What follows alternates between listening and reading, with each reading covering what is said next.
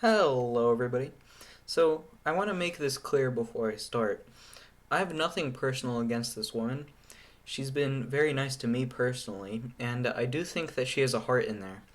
And this video is highly inspired by vegan gains. So, for those of you who don't know, Mad Healthy, real name Maddie Scanepieko. I probably didn't pronounce that correctly, so I'm sorry about that. Well, she's a social media personality with almost 50,000 followers, and she is a nutritionist, or as it says on her website, quote, certified health coach and functional diagnostic nutrition practitioner. So, I'm just going to assume that that means that she's a licensed nutritionist. I don't really know what that means, but that's fine. That's not my expertise. I also weirdly couldn't find anything about where she went to school, which is kind of weird, but that's also fine. And this has nothing to do with what I'm going to be talking about in this video, but something that's really shady is just the sheer amount of supplements and products that she's selling on her website. Like, you're a nutritionist. Isn't your job to balance people's diets so that they ideally don't have to take all of these supplements? My problem with her is that she gives out absolutely terrible advice, dishonestly uses and promotes studies without even bothering to read them in certain cases, and in my opinion, she blindly defends certain foods even though her dietary philosophy is self-contradictory and her advice could literally kill people. So, let's get this paleo thing out of the way first. So, I think that she's on a primarily paleo diet, and that's for a few reasons. On her My Story page of her website, she talks about how she was eating a entirely or mostly paleo diet, and she insinuates that she only slightly changed from her diet since then. Secondly, she has a ton of paleo recipes on her website. Now, I've looked through these, and to be honest, they do seem very healthy, except for the animal products, and there are some entirely vegan recipes as well. So, why do I have a problem with her to the point that I'm making this video? Well, as I said before, a lot of her philosophies and advice around nutrition is complete garbage and also self-contradictory, and paleo is the first one that I have a problem with. What is the paleo diet? According to the Mayo Clinic, it's the idea that we should eat foods that were eaten by early humans, including fruits, vegetables, nuts and seeds, eggs, lean meats, fish and oils, and we should avoid grains, legumes, yes, seriously, dairy, refined sugars, salt, starchy vegetables, corn, peas, and highly processed foods. Now, I do agree that we should limit dairy, refined sugars, highly processed foods, and salt to some extent. But the idea that we should just not eat grains, legumes, starchy vegetables, corn, and peas is completely absurd. And she does say that she has celiacs or some kind of intolerance to gluten or some of these foods on her Instagram, but she does also advocate against them, which I think is completely ridiculous. Did you notice something? The paleo diet specifically advocates for lean meats, and I'm assuming that's to limit specifically saturated fat and trans fat, but as you'll see later, Maddie's diet advice includes a lot of saturated and trans fats. I mean, she literally openly advocates for eating eggs and bacon, and eggs, which contains a lot of saturated fat and trans fat, is included in the paleo diet. And from what I have hunted and gathered, Maddie also believes in limiting the consumption of grains and starchy vegetables, even though humans have been eating those for at least 100,000 years. This would make these foods compatible with the paleo diet, and by the logic of paleo dieters, these foods are very healthy and we specifically evolved to eat them. Another piece of logic that paleo dieters commonly employ is that these foods that paleo people were eating must have been extremely healthful because they weren't dying of heart attacks. And this must mean that lean meats and eggs especially aren't atherogenic either, right? Well, not exactly. It's important to recognize that the average life expectancy for someone in the Paleolithic age was around 20 to 30, meaning heart disease wouldn't have had time to manifest. They could be eating the most atherogenic diet ever and still not die of heart disease because they mostly died of infection, starvation, or combat. Using paleo logic, you could take a sample of soldiers during World War II. Observe that a lot of Americans were smoking cigarettes and a lot of Nazis were using meth. Observe that they typically didn't die of lung cancer or organ failure and say, wow, these people must have been the healthiest people ever. Meth and tobacco are completely harmless and safe. Furthermore, most of the remains of ancient humans are bones which are often fossilized, meaning that we don't actually know if atherosclerosis was taking place to a degree. The exception to this is mummified remains, and in this study, 20 out of 44 ancient Egyptian mummies had probable or definite atherosclerosis, and these mummies were an average age of 45, which is still not very, very old. And I doubt that these mummies had atherosclerotic plaques because they were eating potatoes, corn, and oatmeal. Quick note, this is proof that people in ancient times were not immune to heart disease. But if you're going to claim that the mummies got heart disease because they ate cereal crops and vegetables, you're going to need to prove that cereal crops and vegetables cause heart disease. And good luck with that. Furthermore, the paleo diet doesn't even pass the smell test. Intuitively, who has more wisdom regarding health and nutrition, a literal caveman or 21st century scientific discoveries? Yeah, let's all just throw away modern nutritional science and all of the foods at our disposal and blindly follow the eating habits of cavemen who were literally trying to not starve to death. Should you be thinking about survival or health when you're at the grocery store? And I also think that it's really weird, especially that a nutritionist would follow this line of reasoning. Like, how did you pass your exams? Okay, Miss Scanapieko, which of these two foods are healthier? A bowl of oatmeal with some fruit in it, or an egg from a genetically modified chicken? It's the egg, because of the protein, healthy fats, and fiber. Cavemen liked eggs. That's incorrect. As you should have known by now, the bowl of oatmeal has protein in it and fiber. Eggs don't have fiber. Also, the bowl of oatmeal with fruit in it contains antioxidants, and the egg contains trans fat, saturated fat, and cholesterol. Miss Canapieko, have you even been reading the assigned textbook for this class? What do you live in the 1900s? Protein. Cholesterol isn't unhealthy. Alright, I'm gonna talk to your counselor about accessible education. Now, again, Maddie hasn't explicitly said that she follows the same line of logic as paleo dieters, but I think it's reasonable to assume that she does, just because of how much her advice and recipes aligns with it. And I think that'll be made clear by what I've shown you and what you'll see later in this video as well. And as a nutritionist, she also probably shouldn't be basing her lifestyle and diet advice off of assumptions about people living tens of thousands of years ago, even if those assumptions could be correct and logically consistent. And if she's going to claim that she doesn't follow and endorse the paleo diet and line of thinking, well, then she should probably say so to her audience rather than posting paleo recipe, paleo recipe, paleo recipe, oatmeal bad, paleo recipe, eggs good.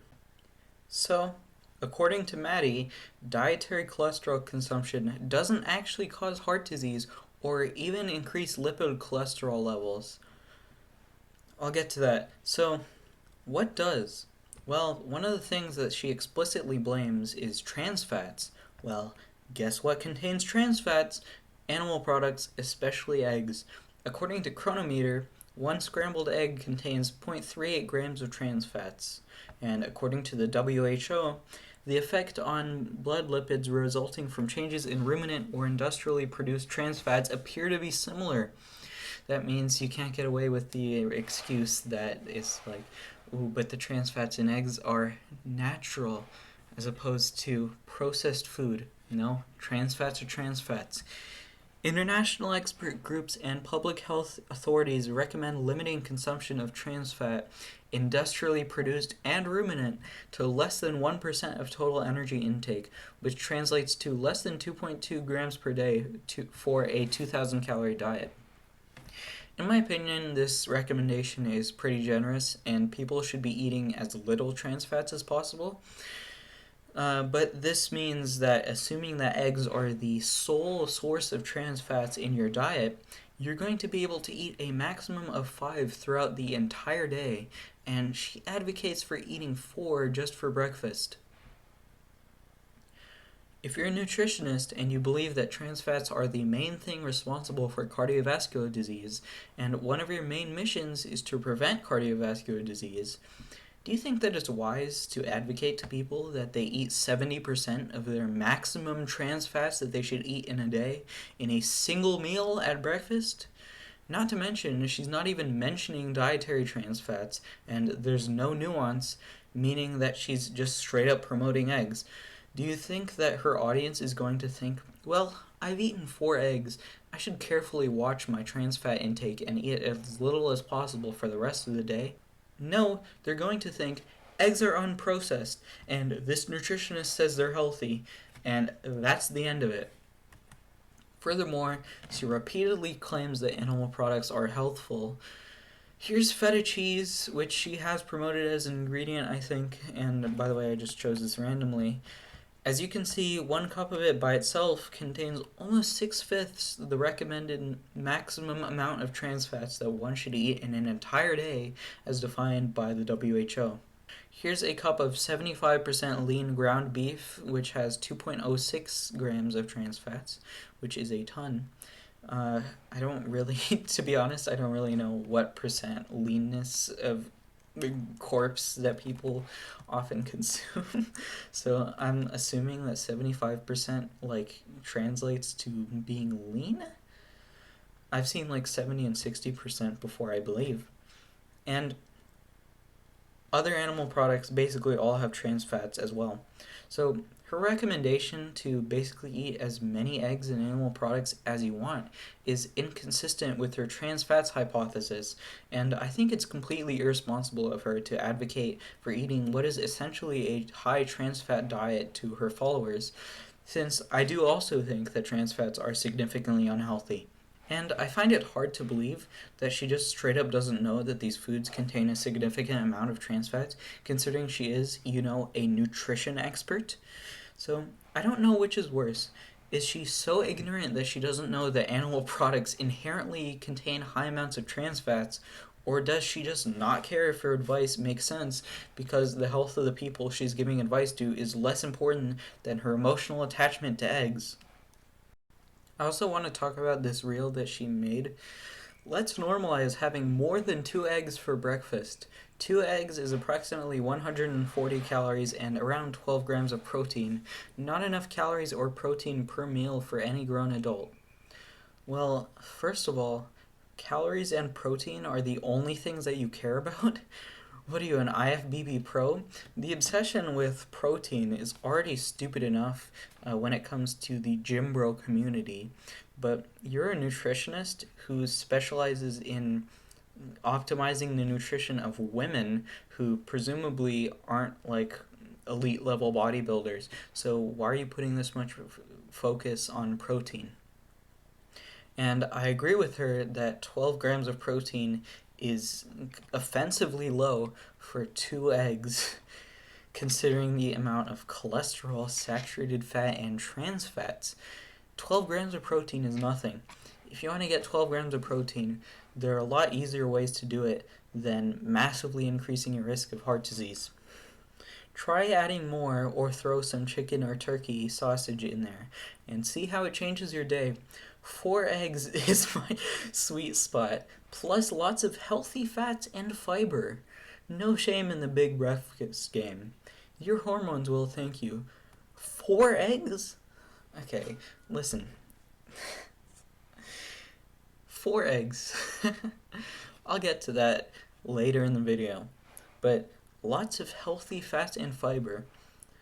First of all, healthy fats, if by healthy fats you mean saturated fat and trans fat, then you would be correct, but saturated fat and trans fat are not healthy fats. I don't think you'll find a single, even remotely reputable scientific source which agrees with you on this one. Saturated fat and trans fats are not healthy fats. Unsaturated fats are healthy fats. For example, if you eat an avocado that's high in fat, it's high in healthy fats. Nothing wrong with eating an avocado for breakfast. Put some on some toast. Yes, I know, it's a joke. Oh, look at the vegan. Look at the vegan eating avocado toast. But next, lots of healthy fats plus fiber. I'm sure most of you already realize this by now. Eggs do not contain any fiber. Neither do chicken or turkey sausage.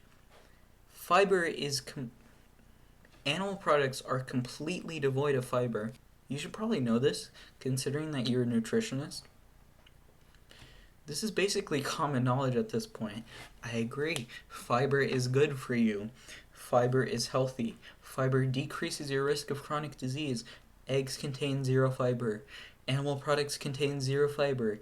Eat foods which are high in fiber and low in saturated fat, trans fats, and cholesterol. This is basic nutrition advice, and you're going completely against it. What the fuck? And this brings us to this reel that she posted on Instagram, where she attempted to provide evidence for her ridiculous claim that dietary cholesterol does not negatively impact serum cholesterol. And I'm going to go through this right now. Sure about that? You sure about that? You sure about that? You sure about that? You sure about that? You sure about that? First of all, why is she referencing the 2015 US Dietary Guidelines? In case you didn't know, it's 2023. So why didn't she reference the 2020 to 2025 Dietary Guidelines instead? Well, maybe that's because the 2020 to 2025 guidelines say, quote, "The National Academies recommends that trans fats and dietary cholesterol consumption to be as low as possible without compromising the nutritional adequacy of the diet. The USDA dietary patterns are limited in trans fats and low in dietary cholesterol." Cholesterol and a small amount of trans fat occur naturally in some animal source foods. Now, I would like to editorialize that and say that they occur naturally in all animal source foods. But past that, as low as possible is an extremely serious statement. In practice, this sentence, taken to its conclusion, literally means go vegan, because a vegan diet is the only one which contains no cholesterol and is inherently low in saturated fat, unless you're pounding non-refined oils. Don't do that, by the way. Going back to that table from earlier, a single scrambled egg contains 169 grams of cholesterol and also 2 grams of saturated fat. And it, of course, also says to limit saturated fat intake, which also is high in animal products. Let's go back to the 2015 to 2020 Dietary Guidelines. First of all, they say, quote, "Replacing saturated fat with unsaturated fats, especially polyunsaturated fats, is associated with reduced blood levels of total cholesterol and of low-density lipoprotein cholesterol, which is LDL cholesterol." Already, this means replace animal products with vegan foods.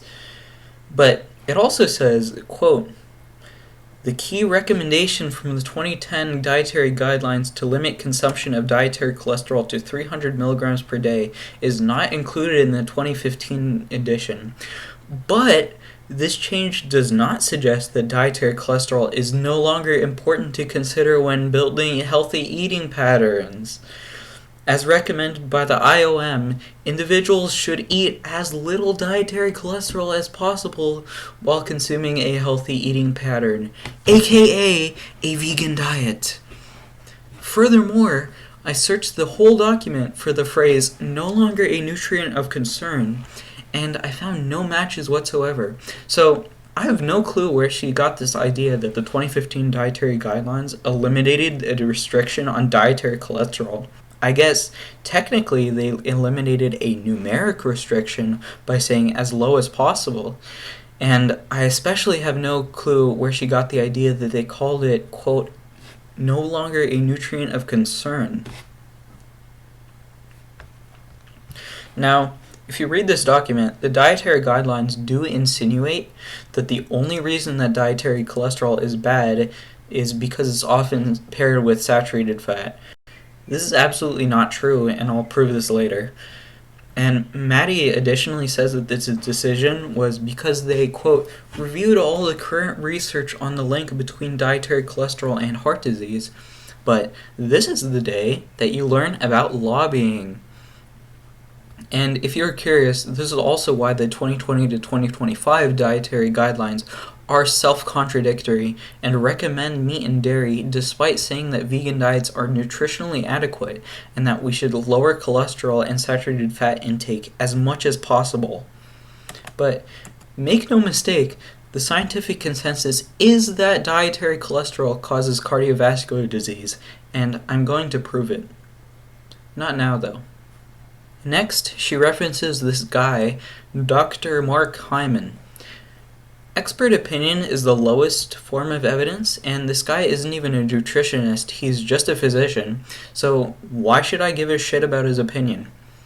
If you didn't know already, physicians basically have no training in nutrition, and this is a well-known fact. So, nice quote. I can quote people too. Mike the vegan says that animal products are bad for you. I say that animal products are bad for you. In this field specifically, we both have at least as much expertise in this field as Dr. Mark Hyman. Case closed, I guess. Yeah, I know that I don't have credentials either, but quoting this guy as an MD is misleading because you're trying to imply that he has credibility, knowledge, and training in this concept when he does not at all. So, let's take a look at the cholesterol solution by this guy, Dr. Mark Hyman. So, I just realized now that the part about the dietary guidelines is actually a quote from this guy. So, on top of the fact that this guy has no relevant credentials, what does it say about his credibility and integrity when he opens this paper with a blatant lie? What does it say about Maddie's credibility that she copied this lie from a physician clearly without even bothering to read the actual dietary guidelines for herself? She couldn't even be bothered to quote them. She had to quote someone who was telling her about something that was in them, which happened to not be true. But no, he thinks that eating cholesterol is healthy, so he must be correct. No need to actually fact check it. So then this guy says, quote, your body needs cholesterol to make hormones, cell membranes, and brain cells. Without enough cholesterol, your testosterone levels would drop and your sex drive and function would plummet. Your cell membranes, which are made of cholesterol, couldn't function properly. Your body would no longer be able to make CoQ10, an important nutrient that cholesterol medications block production of, which could lead to neurological problems. Yeah, no shit.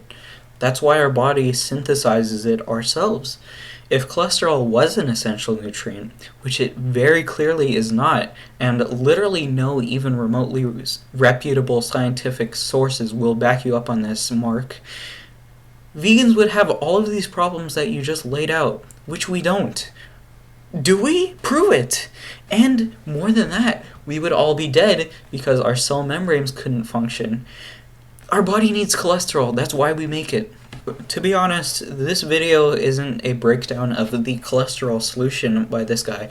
So I'm just going to give a quick summary of all the problems that I have with this article. So first, he says that LDL particle size is more important than LDL concentration for atherosclerosis. So while large buoyant particles are marginally less atherogenic than small dense particles, they are still highly, significantly atherogenic. Okay, so I looked into LDL particle size a little bit more, and it doesn't seem like the research is entirely clear, although it is generally accepted that that smaller, denser LDL particles are more atherogenic. Um, this study, basically, I know there's a lot of numbers. This is really hard to interpret, but this study says that basically there's no reclassification improvement between particle size, meaning that large buoyant LDL particles and small dense LDL particles are um, are both highly atherogenic, and even what was it called? And even VLDL, which is very large density lipoproteins, which means like very large buoyant LDL particles, are still atherogenic. And this study also comes to the conclusion that it is not clear, I'm quoting here, it is not clear from this observation that small LDL particles are inherently more atherogenic than large ones because at a given level of LDL cholesterol, individuals with small LDL have more LDL particles in total. And furthermore, Dr. Michael Greger, who is a general practitioner specializing in clinical nutrition, says that large LDL only raises heart disease risk of women by 44% instead of 63% for small LDL, and large buoyant LDL still significantly increases our risk of dying from our number one killer, that being cardiovascular disease. The difference is similar for men. Large LDL only increases risk of heart attack or death by 31% instead of 44%. So what I'm seeing is that all three of these sources come to the conclusion that large buoyant LDL particles are still atherogenic, but they come to it in like different manners. Michael Greger, it seems like he came to the conclusion that large buoyant particles are slightly less atherogenic than small dense particles, but are still atherogenic. This study came to the conclusion basically that they should not be reclassified and that they should not be differently classified as being significantly atherogenic and significantly not atherogenic. And this one says that in practice, it's basically not responsible to say that small, dense LDL particles are significantly more atherogenic than large, buoyant LDL particles. Second, he says that oxidized cholesterol is the problem. Well, guess what? Animal products contain pro-oxidants and induce oxidative stress, while a lot of plant foods contain high amounts of antioxidants, especially oats and potatoes. So, if oxidation really is the problem, then you should still remove foods which contain cholesterol from your diet, which are animal products, and replace them with plant foods. Thirdly, he claims that increasing HDL can have a protective effect against heart disease. This isn't true. HDL is more of a marker of health than having a causal effect, meaning that if you have a low HDL, it's probably something else that's causing that. So, yeah, that's the real reason why there aren't good drugs that raise HDL, dummy. Not because virtually all scientists are too stupid to realize that HDL is actually good for you, and you, Dr. Mark Hyman, figured it out. Fourth, he ultimately blames inflammation for heart disease, which results from, as he says, trans and saturated fats. Well, those come from animal products. Maddie herself admits that animal products, including eggs, are pro-inflammatory. Even if you're going to take this guy's word on it, that only inflammation is the cause of heart disease, then high cholesterol foods like animal products and eggs cause heart disease. But using basic logic and reasoning is so 1950s. But later, this guy defends saturated fats at great length. First of all, the idea that saturated fats are good for you is completely fucking ridiculous, and very few people are stupid enough to defend that idea. But, as you may have noticed, this is a glaring contradiction, and if you don't believe me, again, check it out for yourself, the link's in the description.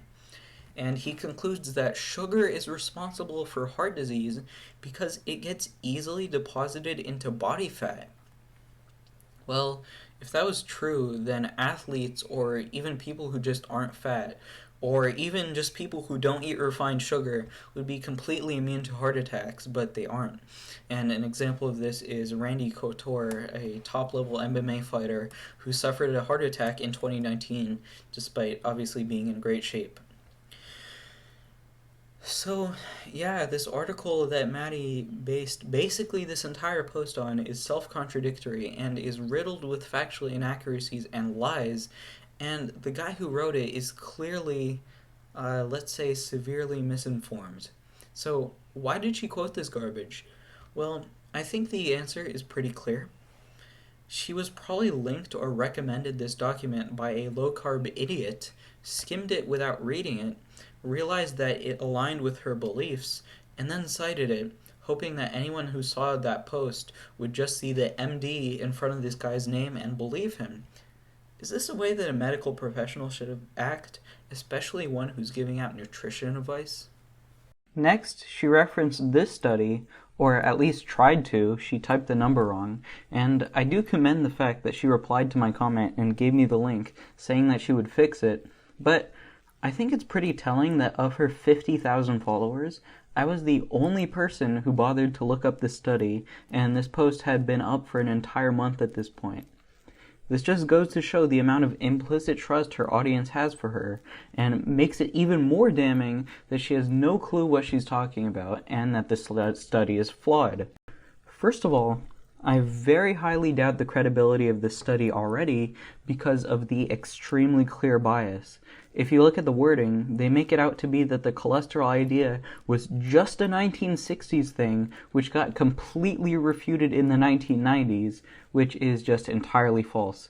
The idea that since the 1990s the scientific consensus has been that dietary cholesterol doesn't raise serum cholesterol is literally the exact opposite of true.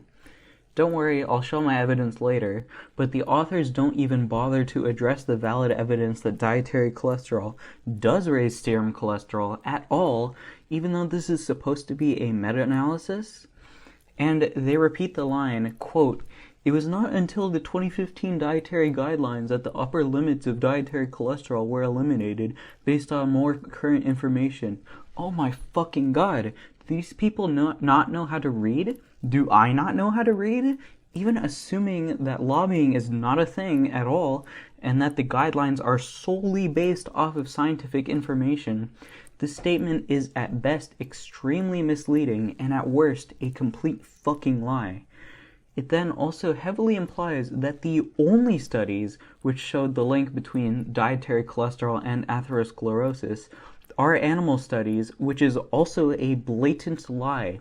So, the fact that this piece of scientific literature opens with complete verifiable lies doesn't really reflect well on their credibility. I don't know if it's just me, but I would much rather refer to meta-analyses which show some respect to basic reality. Oh wait, then they would conclude that dietary cholesterol increases serum cholesterol, which then causes heart disease, and that can't possibly be true. The only things that prove that are animal studies. Now, I can't go through all of their cited sources because I'm too lazy. There are a ton of them, but I will go through some which are randomly selected. First, they notably reference the PURE study, which was not properly conducted, and if you're interested, Mike the Vegan did a great breakdown on it, and check it out to save me some time. Next, cited paper 39 states that 1 egg per day is not associated with cardiovascular disease, and they actually have the balls to call that, quote, moderate egg consumption. No, that is low egg consumption. 1 egg is within the RDA of cholesterol, and I should also point out that just 1 egg is 67% of the RDA, which is very high, so this study is clearly flawed by design. Cited paper 20 shows that comparing type 2 diabetics, the people who ate 2 eggs a day improved glucose profiles and increased lipid profiles compared to those who ate meat, and both of them energy restricted. Well, Both of the groups were eating cholesterol, but there are several other problems with this.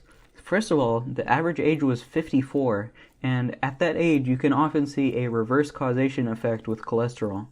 Secondly, they were already obese at a BMI of 34 and went on a weight loss diet.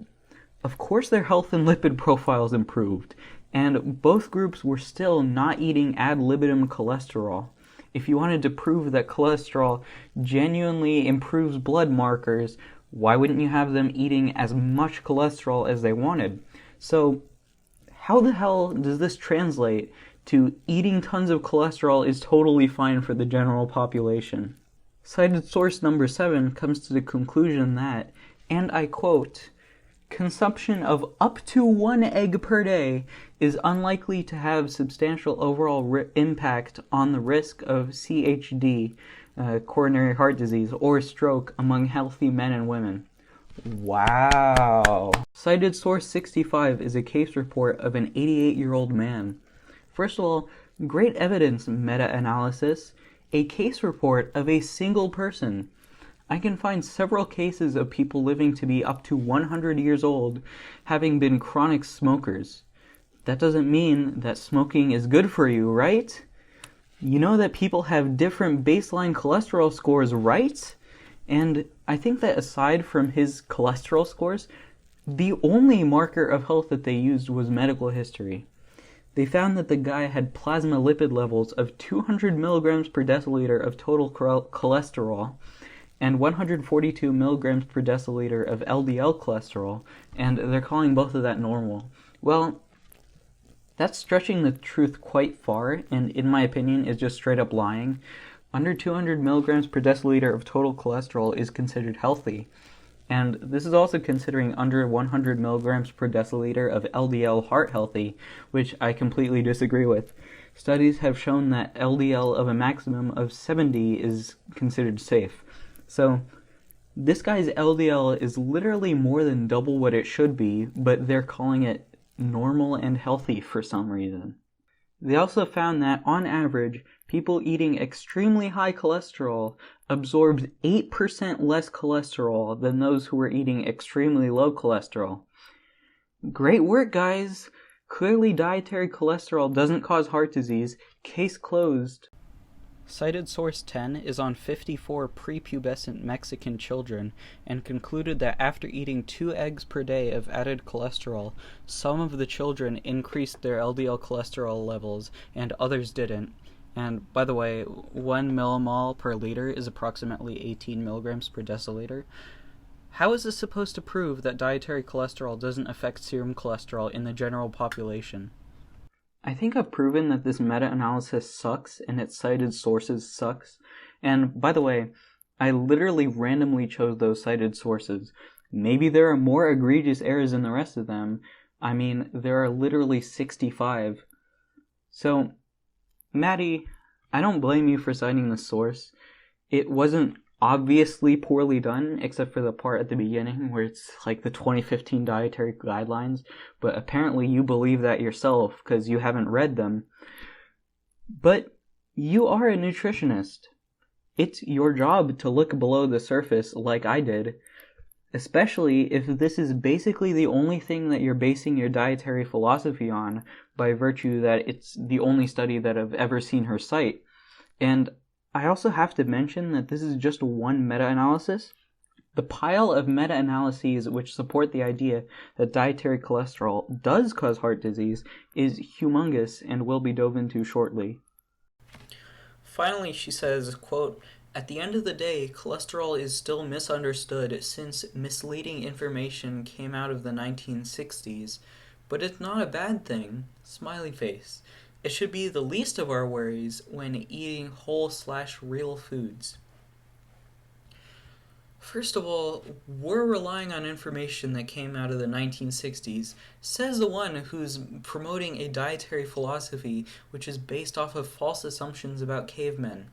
And I don't think she really has the room to talk about misleading information, considering that garbage meta-analysis and the fact that most of her argument relied on secondhand knowledge about dietary guidelines from a physician whose entire paper is Let's be generous and say factually inaccurate. Next, I am so fucking sick of low-carb dieters pretending that Ansel Keys' 7-country study, which began in 1958, is the only study that we have on dietary cholesterol and heart disease. It's not. Here's a meta-analysis and review, but is not free. Here's a quantitative meta-analysis of metabolic ward studies. You like oxidability, right? Here's a study, quote, egg consumption, in addition to its hypercholesterolemic effect, increases plasma and LDL oxidizability. These medical terms, man. A phenomenon which was shown to enhance the progression of atherosclerosis. The atherogenic properties may contribute to the accelerated atherosclerosis prevalent in populations with high cholesterol intake. Here's another study. Here's one, quote, after adjustment for possible confounders, more than twofold increased risk of type 2 diabetes mellitus. Man, I'm struggling with these terms, if you couldn't tell. Was determined for individuals consuming 3 to 4, and threefold increased risk of the disease was determined for individuals consuming at least 5 eggs per week, compared with those eating under 1 egg per week. Basically, in English, this means that if you're eating 3 to 4 eggs per week, it doubles your risk of type 2 diabetes. And if you're eating at least 5 eggs per week, it triples your risk. And I could go on, but I think I've made my point. And she says, quote, fearing ultra-processed foods would serve us a lot better than fearing high-quality, nutrient-dense animal protein when it comes to risk of CVD and more. CVD means cardiovascular disease. So this is a blatant appeal to nature fallacy, which, by the way, is also basically the basis of the Paleo Diet, if you didn't understand that. Not everything natural is healthy.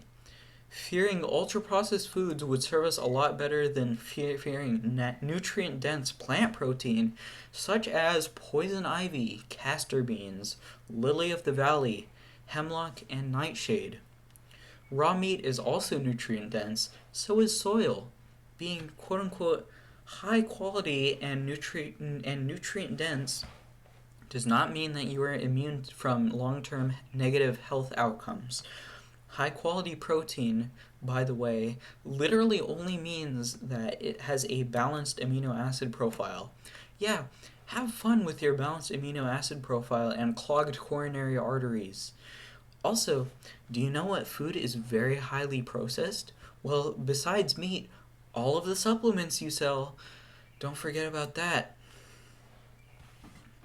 So, this post right here is why she's on the worst of the healthcare industry list. This is the reason I spent this much time making a video specifically about her. It is the scientific consensus that dietary cholesterol causes heart disease. It has been since the 7-country study, not exclusively by the 7-country study.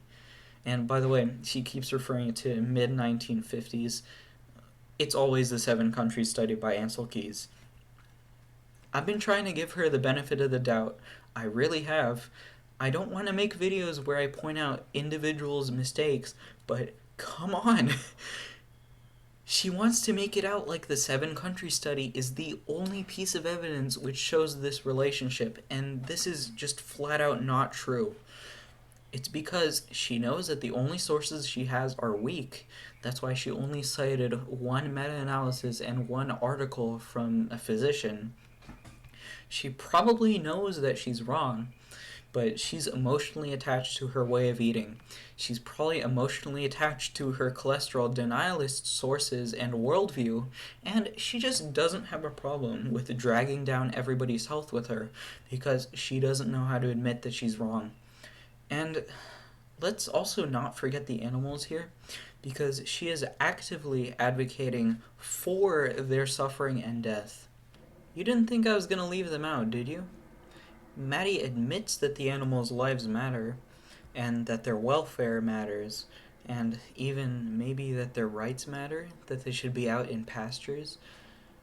She even tells people to eat pasture-raised eggs instead of cage-free organic eggs because she knows that those labels are bullshit. Well, Maddie, those chickens can be on whatever pasture you want, where you can buy an egg for $150 and also never again eat an omelet at a restaurant and anything which contains eggs. This doesn't stop the reality of male chicks being thrown into blenders and the fact that all egg-laying hens will be brutally murdered for their corpses, aka meat. And if you're more interested in this topic, check out my video. I think it was called The Comprehensive Argument Against Ethical Omnivorism. And this is a good segue into meat because, again, she blatantly promotes meat consumption. If you're mindful of animal rights, then why the hell would you directly fund their murder and horrific abuse? Not to mention that you're not even trying to get your meat ethically. Not like there's a way to ethically exploit and murder someone anyway, which means that you are definitely supporting horrific suffering and death. And this leads me on to my final point. You can get all of the nutrition you need on a fully vegan diet. I'm sure you would agree with that because it is very obviously true. So why wouldn't you recommend it? I'm sure you would agree that it's the only ethical choice since you agree that animals' lives and rights probably matter. And if you want to eat saturated fat and raise your cholesterol that badly, then why don't you drink cooking oil and eat processed food that's vegan? Not like you should be doing that anyway, by the way. So, yeah, in conclusion, eggs are not healthy. Saturated fat, trans fat, and cholesterol are some of the best ways to give yourself cardiovascular disease. Newsflash, this has practically been scientific consensus for decades. Don't trust cavemen and actually read.